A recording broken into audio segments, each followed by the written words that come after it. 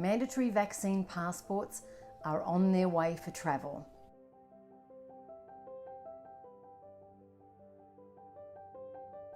Hi, I'm Narelle Maluish and welcome back to my Holiday World TV.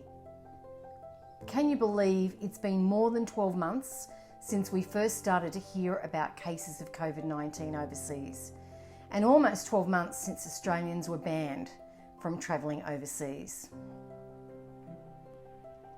Now, before I get started, remember to smash that like button and share this information if you find it helpful. Obviously, we're still a long way from being allowed to travel overseas. I don't think most people are even aware of how widespread and how far forward our ban is at the moment, even after the Federal Department of Health Secretary Brendan Murphy indicated that our borders could be closed for all of 2021. Heck, we can't even go a full month without one of our state borders closing.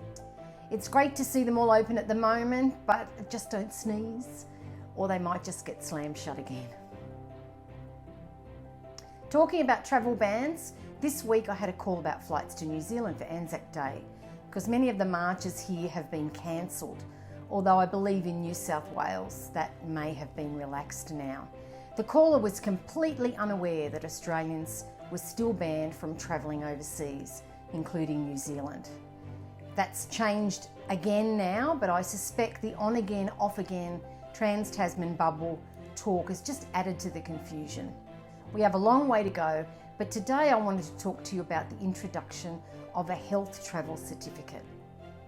IATA, the International Air Transport Association, which is the body that oversees most of the airline operations, has proposed an IATA travel pass. If you travel to South America or parts of Africa, you might be aware of the yellow health card for mandatory documentation of yellow fever and other exotic diseases. Well, the new version of the Travel Health Pass, or ID, will be a mobile app to help travellers easily secure and manage their travel in line with any local and foreign government requirements for COVID testing or vaccine information.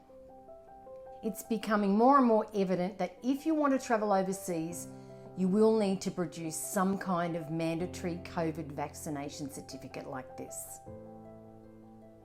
Emirates is set to be the first international airline to trial the IATA Travel Pass starting in April, which will enable Emirates passengers to create a digital passport to verify their pre-travel test or vaccination to meet the requirements of the destination.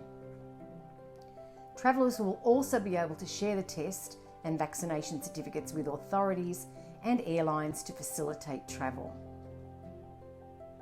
It's incredible the leaps and bounds we've made in the last 12 months.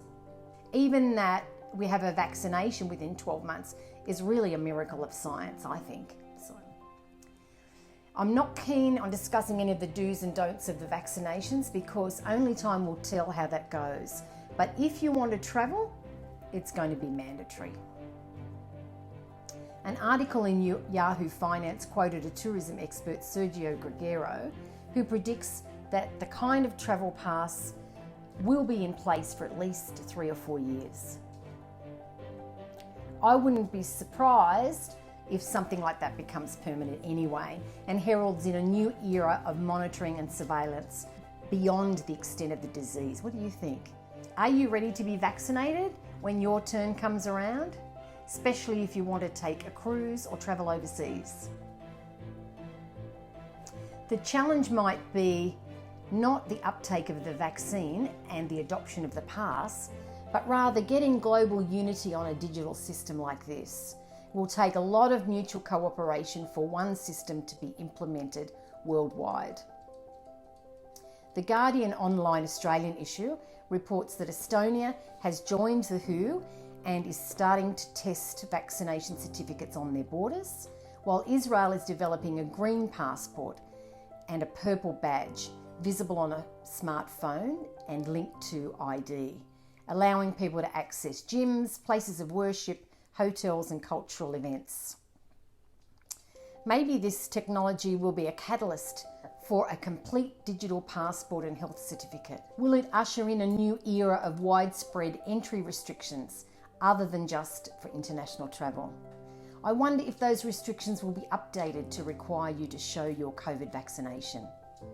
What if your turn hasn't come up, or for some reason you've missed the intake and there's a question about how long the vaccine will last? There'll be a lot of work to go through, and not just the identification. Like the yellow fever certificate, which had one kind of vaccination, COVID-19 already has several mutant strains to contend with and several different vaccines, all with varying degrees of efficacy and all still to be tested. So obviously when travel comes, it is only going to work with one universal pass. Otherwise, traveling to multiple countries is going to be a nightmare. And who will ultimately be responsible for the data of the entire travelling population, who will literally be under digital surveillance? Whatever the case, it's coming. Coming to Australia, along with the vaccination, was expected to roll out this week and be through the population by the end of October. So our digital COVID-19 vaccination certificate will be on your smartphone and is likely to be introduced for you to travel overseas one country at a time, starting with New Zealand and then Singapore and then maybe India. All these countries are currently in talks with our government about getting the certificate underway. When do you think Australians will be able to travel overseas again? Where to, and what do you think about the mandatory COVID certificate? Looks like it will happen, and let's just hope it's at lightning speed so we can get you back out there to see the world again.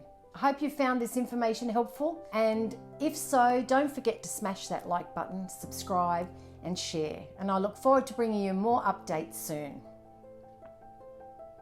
Bye for now.